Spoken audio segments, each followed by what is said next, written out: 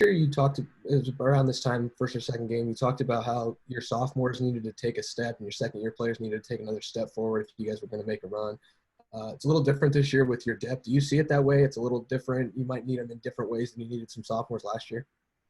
Yeah, I think that, we go into a season, mentioned this, really as we started last February, March, freshmen are no longer freshmen. Sophomores are no longer sophomores. The juniors are now upperclassmen, and the seniors got their last shot at this thing. And so it happens quickly around here. Young players have to make their impact early on. And this is kind of initiation by fire right now. We don't have a lot of lead-up games into a huge game like this. So those guys are going to have to do a great job of putting it on the field for the first time and having an impact on a game and creating depth because like we talked about, you just never know how this is going to shake out. But we've spent a lot of time on that, trying to create build depth, and we'll see as the season goes on how that's gone.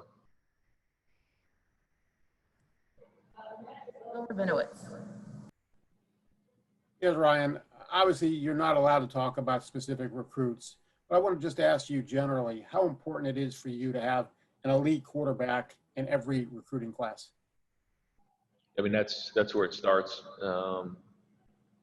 At Ohio State, if you come to be the quarterback, you're shortstop of the New York Yankees. That's what I was told when I got here, and I totally agree with it. And it starts right there. If you have a quarterback, you got a chance. If you don't, you don't.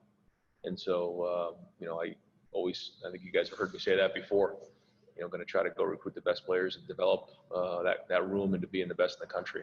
And so, still early on in the process, but that's the goal. Thank you. Up next, Dave Biddle. Thanks, Candace.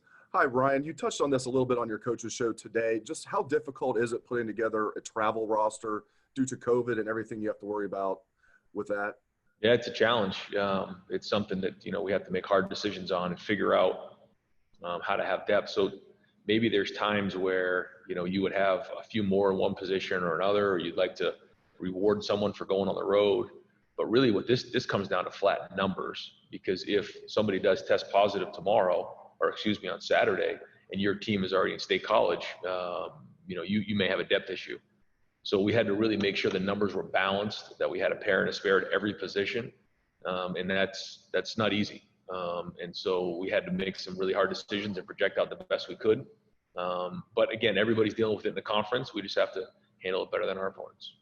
And just a quick follow-up. You guys are allowed to take 74, I believe. And do you still have some tough decisions to make there, or do you know that 74? We met on it this morning. Still have a couple final things to tie up, but have a pretty good feel for it. Thank you. Yep. Up next, Nathan Baird. Yeah, Ryan, I was going to follow up on that. Can you explain the fairness pair? Exactly what does that mean? What does that mean for the roster? The pair and a spare? Yeah, that just Correct, means yes. that just means, like, for instance, let's take punter, for example. You need to have two punters that you feel great about, and then spare would be somebody that maybe could come in a backup role. Long snapper, you need two guys you feel really good about, and somebody that could come in and maybe finish out a game. X receiver, you can have two X receivers you feel good about, and then somebody that could finish a game, just like on defense. Strong safety, nickelback, will linebacker. And so if you have that, and that means versatility, and that's something that we've been preaching this year big time, is that the guys who are more versatile and can do more things, they really help. And really where that comes into play the most is on special teams.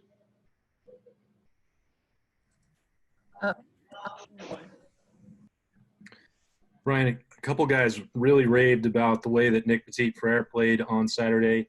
Two things: how did you evaluate him in that start, and what is the challenge for him against this Penn State front? It was a solid. He graded out a champion, but this is a bigger challenge this week. I mean, both of these guys, really, there's three or four of them that are really talented, very similar. They're quick, they're powerful off the edge. Try to get your feet moving and then redirect you. I think they're as talented as defensive ends we've seen in a while. So it's a new challenge for him. I think for him, he's just got to trust his technique. He's seen good defensive ends here over the last couple of years. And so he knows what he's doing. He's just got to trust his technique. But this will be his first time going in this type of environment against this type of talent. And so this is a big test for Nick. in May.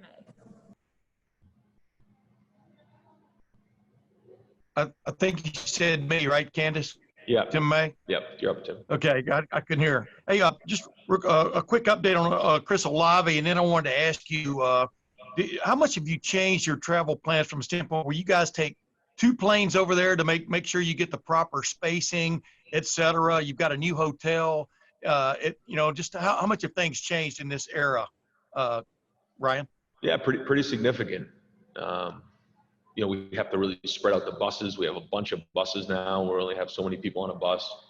We have to spread out throughout the plane. Some of our personnel is going to actually, drive over. So we had to do that. We had to de-densify the whole travel party. And the same thing at the hotel. We have the whole hotel this week, which is great, but still there's just a lot of, things we need to do in terms of meals, group meetings, walkthroughs, things that, usually just take for granted. You don't think twice about, but they got to be masked. They got to be distanced. They got to be, follow the protocol that our medical people and the Big Ten have put in place. And, like for instance, getting ready at the hotel, not really dressing in the locker room. We won't have our pads on getting on the bus, but for the most part, we'll have most of our stuff on. It's just a very different feel. But again, just adjust and you make the best of it. And Olave's status, what's his status? Yeah, so again, we put out the availability report, and so we don't get too far into that, but he's had a good, strong week of practice. Gotcha. Thanks, man. Yep. Jeremy Birmingham. Hey, Ryan, I know that you've been a fan of saying that, everybody's dealing with the same things. And specifically on recruiting, you guys have all been in the middle of this dead period forever. A couple people I've talked to have said that right now recruiting kind of feels like the wild, wild west, though, in a lot of ways, because there are some things that you can't control, like kids being able to go to a stadium for a program that is playing a game that allows fans and versus you guys not being able to have fans so they can't buy a ticket. Is there anything specific that you'd like to see the NCAA do more right now in this time to try to regulate this? Because it seems like there are some different rules across the country.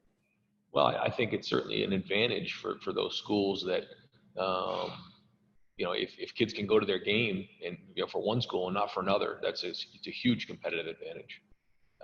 And so, yeah, I don't think that's fair. I don't have a great solution right now. I don't really have the brain power to be thinking about all that because it's just right now it's focused on, beating Penn State. But yeah, I agree with you. I don't think that's right.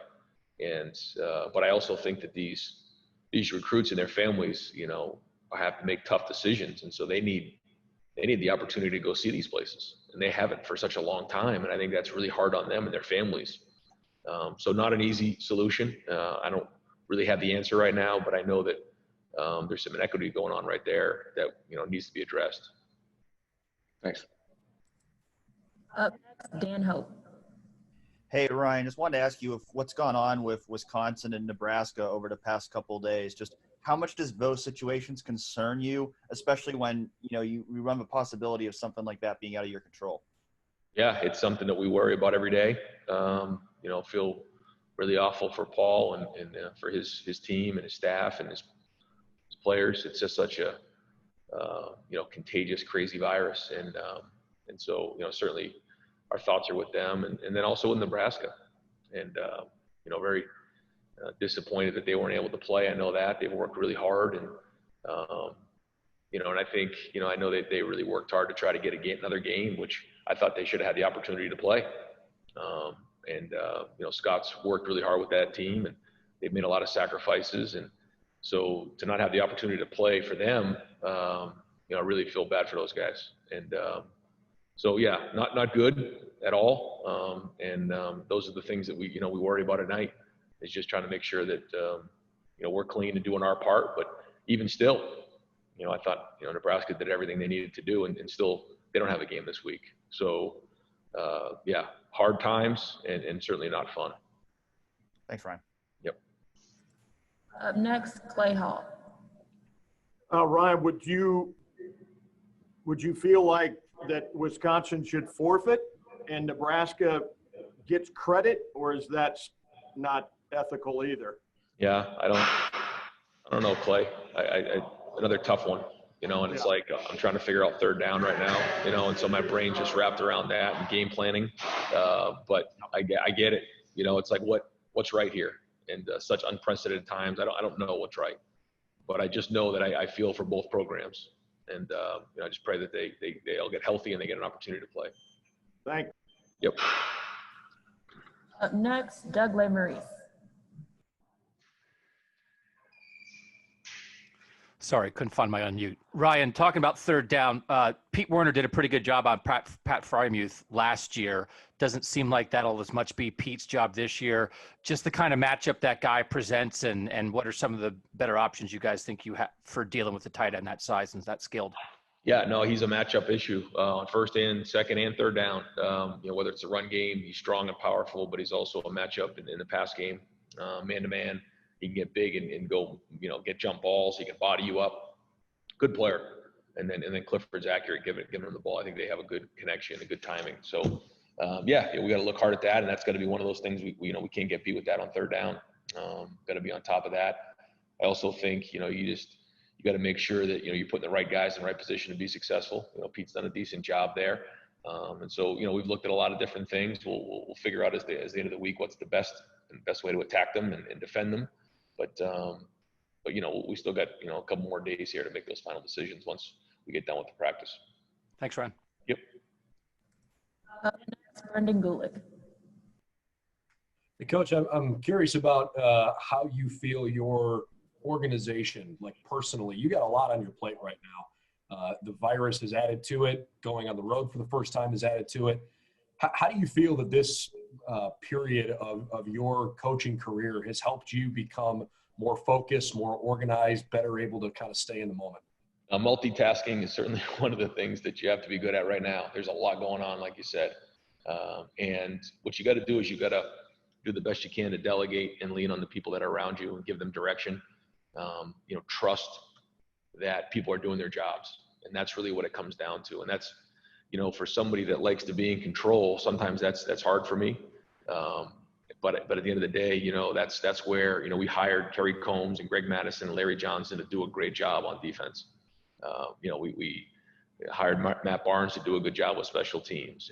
And so, our operations people, Ryan Stamper and Mick Marotti, these are all the guys you have to count on in times like this.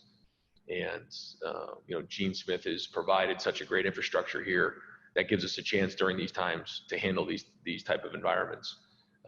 But to say that I sleep well at night with all the different balls that are being juggled, I don't. I worry. I stress about it, but I try to stay in the moment and focus on what's important right now.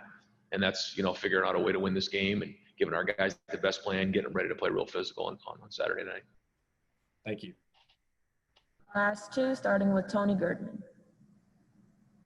Ryan, kind of getting into all of that then, back to the Wisconsin-Nebraska thing. If you guys were to miss a game and try to get something scheduled, how comfortable would you be just having a random team coming in along with all of the protocols that you guys have? How comfortable would you be playing a game that week against, say? Well, it's hard to say because there's so many what ifs in those environments. So I don't really know. I know that I've just been told a little bit about what was going on with Nebraska, and I thought based on the testing and what they had an opportunity to do, that they should have an opportunity to do that. But again, I don't know a lot of the details, and I don't really want to speak on what ifs because it's just, there's so many different things in play.